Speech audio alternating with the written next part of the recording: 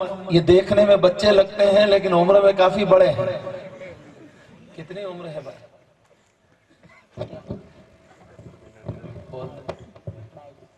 ہاں، یہ 22 سال جتنے لگتے نہیں ہیں لیکن 22 سال عمر ہے ان کی، ماشاءاللہ۔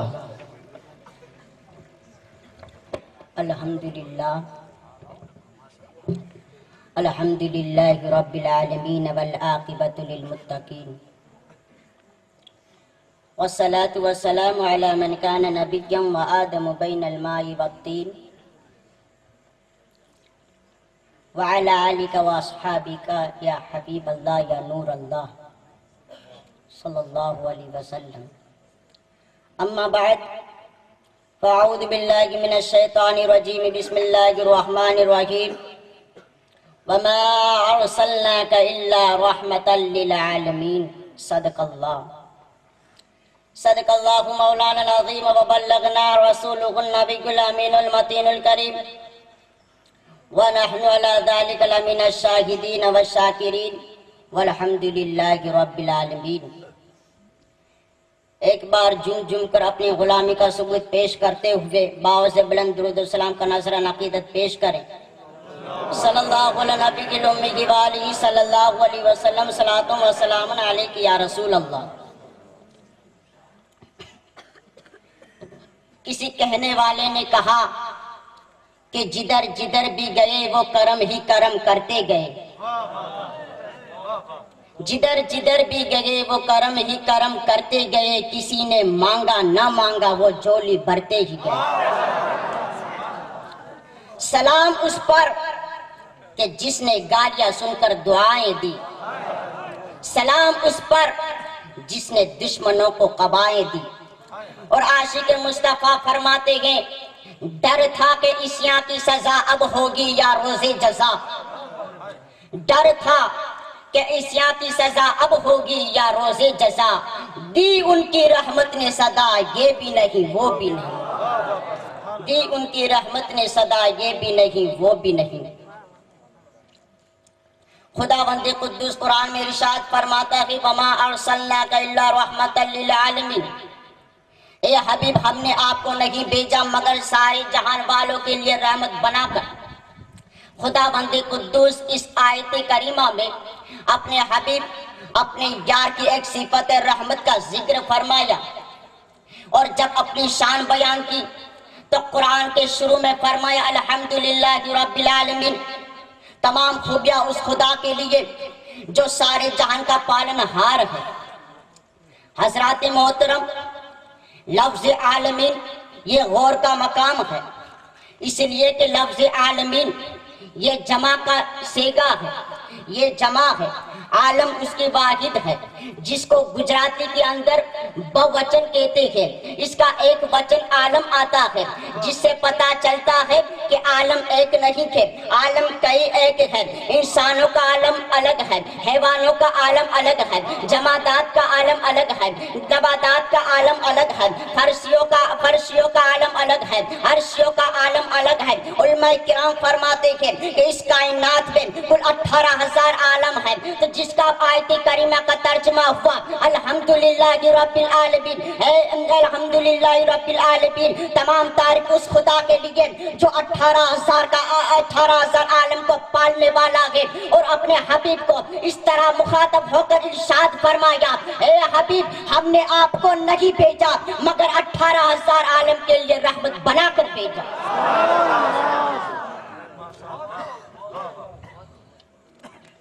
سرکار کائنات صلی اللہ علیہ وسلم کی وہ بارگاہ مقدس ہے،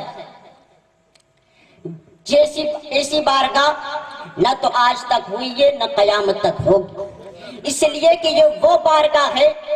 جہاں پر ہر کسی فریادی کی فریاد سنی جاتی ہے۔ اونٹوں کی فریاد اسی در پہ سنی جاتی ہے، چڑیوں کی فریاد اسی در پہ سنی جاتی ہے، گویا انسان تو انسان، جانوروں کی بھی فریاد اسی در سے سنی جاتی ہے۔ اور سرکار صلی اللہ علیہ وسلم کی رحمت اتنی وسیع ہے جو ہم صرف مسلمانوں پر محدود نہیں بلکہ عالم کی ہر شے، کفار و مشرکین پر بھی سرکار کائنات صلی اللہ علیہ وسلم کی رحمت ہے۔ آپ تاریخ کا مطالعہ کریں، آپ کو پتا چلے گا کہ اگلی امتوں کی بدعملیت جب حد سے بڑھ گئی تو ان کو دنیا ہی میں برباد کر دیا گیا، ان کو دنیا ہی میں ہلاک کر دیا گیا۔ قوم عاد کو ہوا اڑا لے گئی، قوم سمود کو زلزلے میں تباہ و برباد کر دی گئی، قوم لوط کی بستیوں کو الٹ پلٹ کر دیا گیا، قوم نوح کو طوفان میں غرق کر دیا گیا۔ مگر اے ایمان والو، آو اور اپنے آقا علیہ الصلوۃ والسلام کی رحمت کا ایک جلوہ دیکھو کہ کفار مکہ نے کیسے ظلم و ستم کے پہاڑ توڑے، بت پرستی کرتے رکھے اور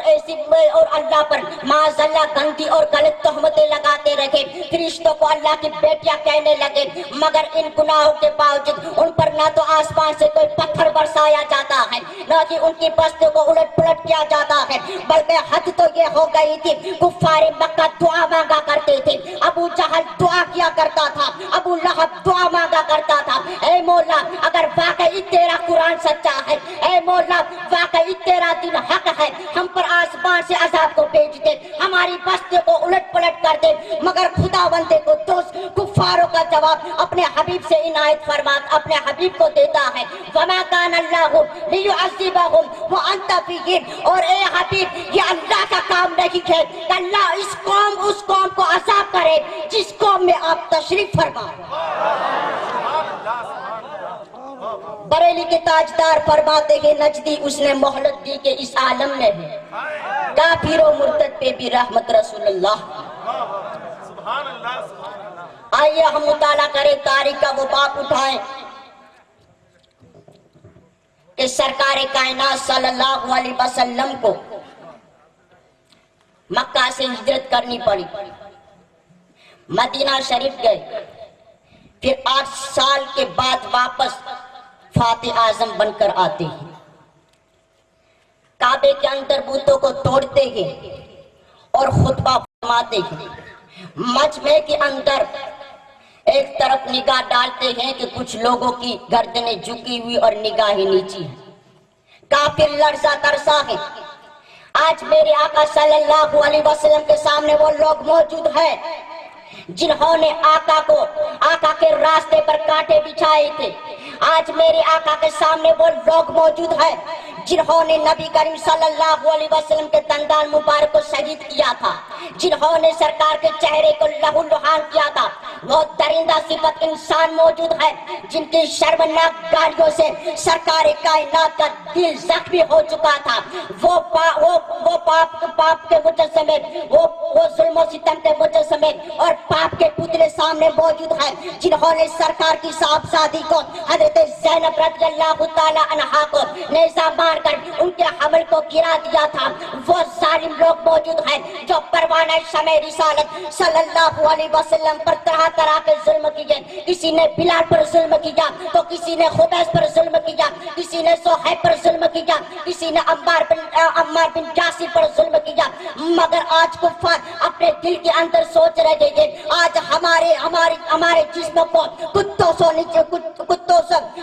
سے نچوا کر ہماری بوٹیوں کو چلکووں کو کھلا دیا جائے گا، آج ہماری بچوں کو مہاجر و انصار کی 10-12 ہزار کی غضبناک فوج خاک و خون میں ملا دے گی، ہماری بستیوں کو تاس تاس کر دیا جائے گا۔ مگر اسی عالم کے اندر میرے سرکار کائنات صلی اللہ علیہ وسلم فرماتے تھے، بولو کفار مکہ کیا تم جانتے ہو آج میں تمہارے ساتھ کیا معاملہ کرنے والا ہوں؟ تو تمام بیک زبان اس سوال سے لرزہ ترسا ہو گئے، مگر آج بھی کفاروں کے دلوں کے اندر یہ ایک بات موجود تھی کہ سرکار صلی اللہ علیہ وسلم رحم و کرم کرنے والے ہیں، سرکار کی بارگاہ میں کوئی جاتا ہے تو واپس خالی نہیں آتا ہے، ایک چھوٹی سی امید ہے کہ سرکار ان لوگوں کو معاف کر دے۔ میرے آقا صلی اللہ علیہ وسلم اس مجمع میں فرماتے ہیں کفاروں سے، لا تغرب علیکم اليوم فاذهبوا انتم الطلقاء، اے کفاروں جاؤ آج تم پر کوئی ملامت نہ کی جائے گی، آج تم پر کوئی سزا نہیں ہے، جاؤ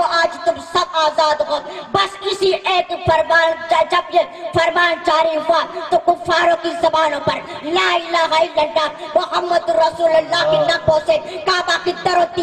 دیوار پر انوار الہی کی بارش برسنے لگی اور گویا ایسا محسوس ہونے لگا جہاں تاریخ تھا بے نور تھا سخت کالا تھا کوئی پردے سے کیا نکلا کہ گھر میں اجالا سبحان اللہ جزاک اللہ ماشاءاللہ قد کے چھوٹے ہیں لیکن خطابت کے بہت بڑے ہیں اللہ تعالیٰ ان کی خطابت کو اور مزید تقویت عطا فرمائے اب جام نگر ہی کے رہنے والے جو الاؤنسر بھی ہے دارالعلوم غوث